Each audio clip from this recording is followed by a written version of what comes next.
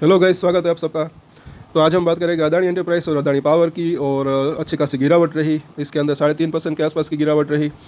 ये अगर देखें, सबसे पहले तो पूरा वीडियो ज़रूर देखें, और अगर आपने सब्सक्राइब नहीं किया तो हमारे चैनल को सब्सक्राइब कर लें। इसके ऊपर हम डेली अपडेट लाते हैं टेक्निकल चार्ट के ऊपर। आरएसआई की अगर बात करें तो ओवरसोल्ड के जो जोन होता है उसके आसपास ही पहुंचा है, तो उसके बारे में भी हम चर्चा करेंगे। दोनों ही शेयर ये तो अगर देखें तो बिल्कुल आरएसआई के जो है ओवरसोल्ड के करीब पहुंचा है। आज जो है इसने जो पिछली बार जहाँ पर इसने सपोर्ट लिया था उस जोन्स को इसने तोड़ा है और उसके नीचे बंद आया है। तो सपोर्ट कहाँ पर मिल सकता है, रजिस्टर कहाँ पर हो सकता है, वो भी हम देखेंगे। ये डेली चार्ट है इसके पहले वीकली चार्ट देख लेते हैं।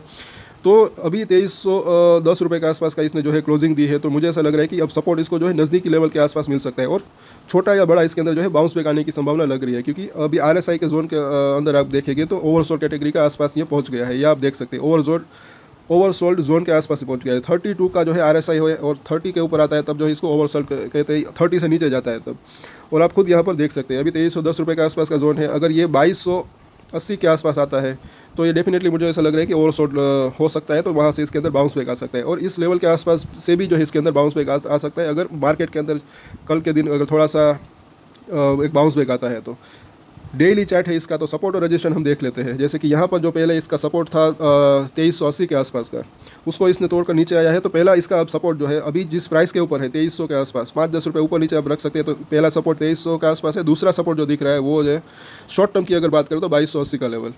अगर रजिस्टेंस की बात करें तो ऊपर में पहला रजिस्टेंस जो है इसका एक तो 2340 का जोन, उसके बाद देखें तो 2380 रुपये के आसपास का जोन, क्योंकि ये पहले जो है सपोर्ट था। तो इन दोनों ही जो है सपोर्ट और रजिस्टेंस को आप ध्यान में रख सकते हैं। साथ ही साथ ये F&O के अंदर शेयर है, तो 5-10 रुपये की मतलब कि तेज़ी या करेक्शन भी अगर देखें तो काफ़ी उससे भी काफ़ी फ़र्क पड़ता है, मतलब कि पड़ सकता है इसके ऊपर। F&O के अंदर ये स्टॉक है इसलिए। साथ ही साथ आप दूसरा शेयर की बात कर लेते हैं अदानी पावर की। 316 का प्राइस है, इसके अंदर भी अगर आप देखेंगे तो जो सपोर्ट था पहले 310 रुपये 312 रुपये के आसपास, यहाँ पर आप देख सकते हैं बिल्कुल वहीं पर ये पहुँच गया है। और इसके अंदर भी जो है एक बाउंस बैक आने की संभावना लग रही है, और 316 का आज इसने वहाँ पर इसने क्लोजिंग दी है। वीकली चार्ट इसका देख लेते हैं। तेज़ी का पैटर्न हम सबको पता है, जो मेरे रेगुलर व्यूअर्स है कि ऊपर जाता है, उसके बाद नीचे, फिर ऊपर गया, फिर नीचे आया, फिर ऊपर गया, और फिर से ये अभी नीचे आया है। तो पैटर्न जो है इसकी यहाँ पर सेम बनी हुई है, ऐसा लग रहा है पिछले दिनों की अगर बात करें। ये वीकली चार्ट है। अब डेली चार्ट के ऊपर सबसे पहले तो इसका अभी आरएसआई देख लेते हैं। तो ये जो है अभी 34 के आसपास है, तो 30 के आसपास नहीं आया। लेकिन कई बार ऐसा भी होता है कि ये 30 से पहले भी अगर मतलब कि जो है बाउंस बैक देने की संभावना रहती है।